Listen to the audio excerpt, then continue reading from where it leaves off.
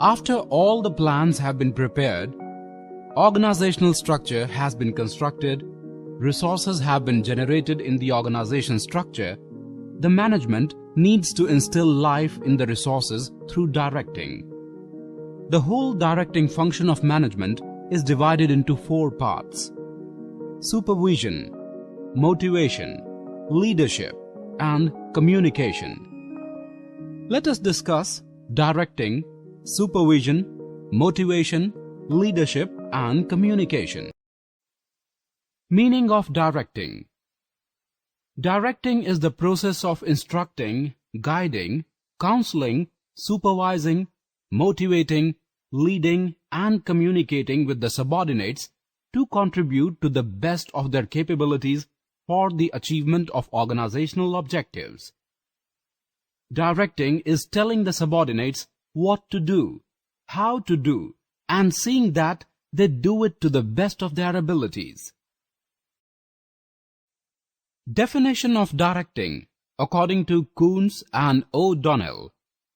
It is the complex function that includes all those activities which are designed to encourage subordinates to work efficiently and effectively in both short and long term. Features of directing. Directing initiates action. Takes place at every level of management.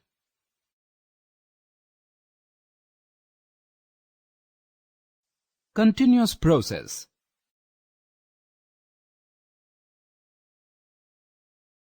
And follows from top to bottom. Importance of directing. Directing initiates action. Integrates employees' efforts. Means of motivation. Facilitates change.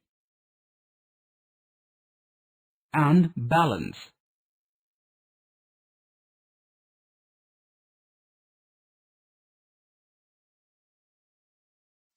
Principles of directing.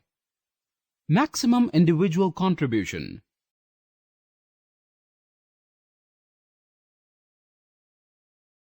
Harmony of objectives. Unity of command.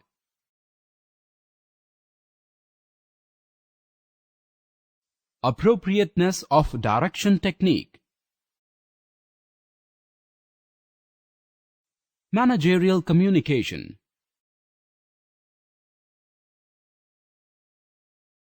Use of informal communication.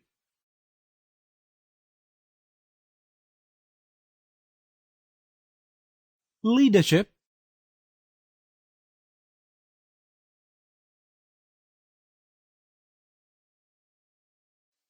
Elements of directing. These are supervision, motivation, and leadership and communication. Meaning of supervision. Supervision implies to instructing, observing, monitoring, and guiding the subordinates at the workplace to ensure that plans and procedures are implemented as intended. Definition of supervision according to Davis.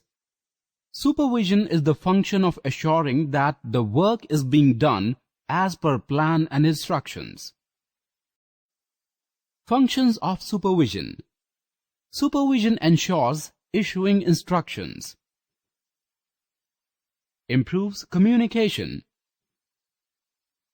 Facilitates control. Optimal utilization of resources. Maintenance of discipline. Feedback. And improves motivation. Meaning of motivation. The process of stimulating people to action for accomplishing desired goals. It involves arousing needs and desires in people to initiate and direct their behavior in a purposeful manner. Definition of motivation according to Kuhns and O'Donnell. Motivation is a general term applying to the entire class of drives, desires, needs, wishes, and similar forces. Importance of motivation. Motivation sets the action into motion, improves efficiency, ensures achievement of goals. Motivation creates supportive work environment, reduction in resistance to change, and reduction in labor turnover. Process of motivation. The process of motivation starts with the identification of unsatisfied needs of individuals. Then comes the tension of the completion of those needs. Then the desire to accomplish these needs gives a drive to the individuals. As a result, the individuals search for several alternatives. The best alternative is chosen to satisfy the individual needs. After the fulfillment of the needs, the tension of the individuals is reduced. Maslow's hierarchy of needs. This theory by Abraham H. Maslow includes the following needs: physiological needs, safety and security needs, social needs, self-esteem needs, and self-actualization needs. Assumptions of Maslow's theory of motivation. Behavior of the individual depends upon the nature of his needs. People may change the pattern according to their priority. Any individual's future needs have to be ascertained and fulfilled. A person moves to the next level only when the lower need is satisfied. Incentives and its types. It is an inducement which stimulates a person to act in a desired direction. An incentive has motivational power because it helps to satisfy a need. Incentives are of two types: financial incentives and non-financial incentives. The incentives, which are in the form of money or measurable in terms of money, are known as financial incentives. Incentives which are not measurable in terms of money are called non-financial incentives.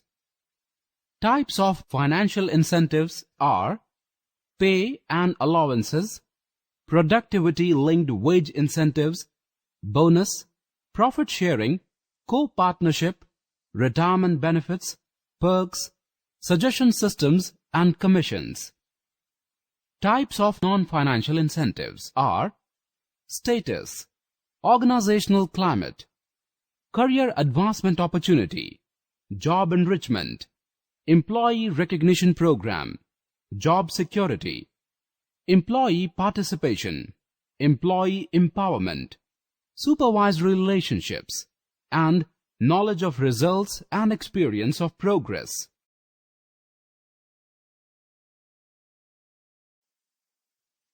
Meaning of leadership. Leadership is the ability of an individual by which he influences the behavior of the employees in such a way that they start working automatically at their full capacity with their own will without any pressure from their superiors. Definition of leadership according to George Terry. Leadership is the ability of influencing people to strive willingly for mutual objectives. Features of leadership. A leader must have influencing behavior, involves interaction, achievement of common goals, and securing cooperation. Relationship between manager and leader.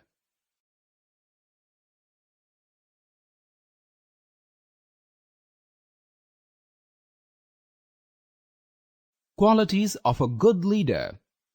A good leader must be healthy and smart, mature decision-making, honesty, initiative, communication skills, motivation skills, self-confidence, listening skills, and social skills. Styles of leadership. There are 3 styles of leadership: authoritative leadership style, democratic leadership style, and laissez-faire leadership style. Authoritative leadership style. Authoritarian leaders, also known as autocratic leaders, provide clear explanations for what needs to be done, when it should be done, and how it should be done. There is also a clear division between the leader and the followers. Authoritarian leaders make decisions independently with little or no input from the rest of the group. Features of authoritative leadership style. A classical approach. Manager retains as much authority as possible. Staff is expected to obey orders. Structured set of rewards and punishments. Rely on threats to influence staff. Do not trust staff and do not allow for employee input. Merits and demerits of authoritative leadership style. Merits. Decisions can be taken quickly with clarity. As there is a single person to command, workers feel satisfied while doing work. Followed in case of less educated employees. Its demerits are: employees cannot take any initiative and feel demotivated. As the employees are always ruled, they might get agitated. Such leaders may discriminate while dealing with the workforce. Democratic leadership style. Democratic leadership is also known as participative leadership. Participative leaders encourage group members to participate, but retain the final say over the decision-making process. Features of democratic leadership style. Also known as participative style. Encourages staff to be a part of the decision-making. Keeps staff informed about everything.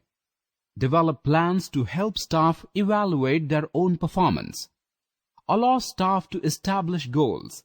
And recognize and encourage. Merits and demerits of democratic leadership style. Its merits are: due to participation in planning and decision-making, employees feel highly motivated. Such leadership styles encourages employees to utilize the resources wisely and helps to achieve higher efficiency and productivity. Its demerits are: such type of leadership style is possible when the employees are competent, skilled, and educated. After assigning the work, managers or superiors don't take interest in work and overburden the subordinates. Laissez-faire leadership style. In French language, laisser means to let and faire means to do. It means no interference in the affairs of others. Under laissez-faire leadership, also known as delegative leadership, the workers are least productive. The employees in this group make more demands on the leader, show little cooperation, and find unable to work independently. Features of laissez-faire leadership style. Also known as the hands-off style. Manager gives as much freedom as possible. Staff makes decisions and resolve problems on their own. Remain unavailable and the staff feels insecure. Cannot provide regular feedback to the staff. Do not understand their responsibilities. Merits and demerits of laissez-faire leadership style. Its merits are: employees become self-responsible and confident due to complete authority. Employees can take the decisions independently without hassles. Employees feel highly motivated and enjoy autonomy in operations. Its demerits are: employees feel insecure due to complete authority and responsibility. Honest and responsible employees feel demotivated as their work is not recognized. Such type of leadership style is possible in case of competent and educated workforce. Meaning of communication. It means exchange of messages between two or more persons. The messages that may include ideas, facts, opinions, information, instructions, understanding, and anything that conveys a meaning. Definition of communication according to Keith Davis. Communication is the process of passing information and understanding from one person to another. Process of communication. Communication starts from the sender in the form of message which includes encoding. Communication also needs some media to travel to the receiver, who decodes the message and gives his or her feedback to the sender. Importance of communication. Basis of coordination, smooth working of an enterprise. Basis of decision making, managerial efficiency, promotes cooperation and industrial discipline, establishes effective leadership, and boosts morale and provides motivation. Meaning of communication network. Communication network refers to the pattern or path through which members of a work group communicate. Types of communication network: wheel pattern, inverted V, chain pattern, circle pattern, and free flow. Meaning of formal communication. It is the type of communication which takes place through official chain of command between a superior and subordinate, or among the same cadre employees or managers. Merits and demerits of formal communication. Its merits are orderly flow of information, easy knowledge of information, support of authority, fixation of responsibility, and ease of control. Its demerits are slow process, lack of personal interest, unfavorable effects, overload of work, and rigidity. Types of formal communication. These include downward communication, upward communication, horizontal communication, and diagonal communication. Examples of all types of communications are given below. Meaning of informal communication. Communication between individuals and groups that are not officially recognized is known as informal communication. Merits and demerits of informal communication. Its merits are social satisfaction, personal matters, source of interaction, fills the gap, fast communication, and improved relations.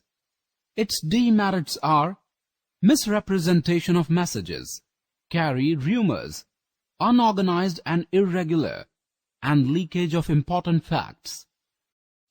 Meaning of grapevine.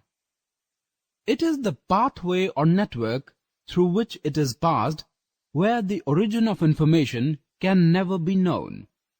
Types of grapevine. These include single strand, gossip network, probability network, and cluster. Difference between formal communication and informal communication. Barriers in the process of communication. These include semantic barriers, psychological barriers, organizational barriers, and personal barriers. Semantic barriers include badly expressed messages, symbols with different meanings, faulty translations, unclarified assumptions, technical jargon, and body language and gesture decoding. Psychological barriers include premature evaluation, lack of attention, loss by transmission and poor retention, and distrust. Organizational barriers include organizational policy, rules and regulations, status, complexity in organizational and structure, and organizational facilities. Personal barriers include fear of challenge of authority, lack of confidence of superior on his subordinates, unwillingness to communicate, and lack of proper incentives. Improving communication effectiveness. Clarify the ideas. Communicate to the needs of the receiver. Consulting others. Aware of languages, tone, and content of message. Convey helpful and valuable things. Ensure proper feedback. Communicate for present as well as future. Follow-up communication.